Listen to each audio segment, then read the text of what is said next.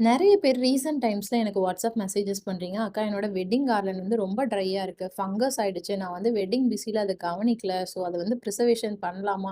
ட்ரையா இருந்தா பிரிசர்வேஷன் பண்ணா நல்லா இருக்குமா? அந்த மாரி நெறைய கொஸ்டின்ஸ் கேட்குறீங்க. ஸோ அவங்களுக்கான வீடியோ தான் இது. ஸோ வீடியோவ ஸ்கிப் பண்ணாம ஃபுல்லா பாருங்க. நீங்களும் இந்த மாரி ட்ரை கார்லண்ட்ஸ் இல்லன்னா வந்துட்டு ரொம்ப ஃபங்கஸ்டா இருக்கு. இல்ல நான் வந்து கேர் பண்ணாம விட்டுட்டேன். ரொம்ப டைம் ஆயிடுச்சு. அந்த மாரி கார்லண்ட்ஸ்லாம் வச்சிருக்கீங்கன்னா, கண்டிப்பா நீங்க ரெசின் ஆர்ட்ல பிரிசர்வேஷன் பண்ண முடியும். ரெசின் ஆர்ட்குள்ள நீங்க அந்த கார்லண்ட்ஸ பார்க்கும்போது ரொம்பவே கிளாஸியா இருக்கும். அப்படிதான் எந்த கஸ்டமரும் அவங்களோட லோட்டஸ் கார்லண்ட் குடுத்துருந்தாங்க. ரொம்ப ட்ரையாவும், ரொம்ப வேர்த்து போயும் வந்திருந்தது. பட் நம்ம சூப்பரா பிரிசர்வேஷன் பண்ணி குடுத்துருக்கோம். அவங்க சூஸ் பண்ணது கொஞ்சம் பெரிய சைஸா பண்ணியிருந்தாங்க. இந்த மாரி பெரிய சைஸஸ் நீங்க வந்து வால்ல ஹேங் பண்ணும்போது பார்க்கவே ரொம்ப எலகன்ட்டா இருக்கும்.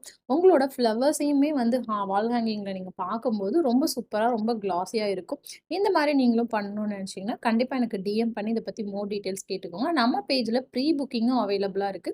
நீங்க உங்களோட கார்லண்ட்ஸ ஃப்ரெஷ்ஷா அனுப்பணும்னு நெனச்சீங்கன்னா, எனக்கு டிஎம் பண்ணி அத பத்தின மோர் டீட்டெயில்ஸ் கேட்டுக்கோங்க. இந்த ப்ராடக்ட் எப்படி இருக்குன்னு மறக்காம கமெண்ட்ஸ்ல கமெண்ட் பண்ணுங்க. நெக்ஸ்ட் வீடியோல இந்த மாரி சூப்பரான ப்ராடக்ட்டோட நான் உங்கள மீட் பண்றேன். தேங்க்ஸ் ஃபார் வாட்சிங்.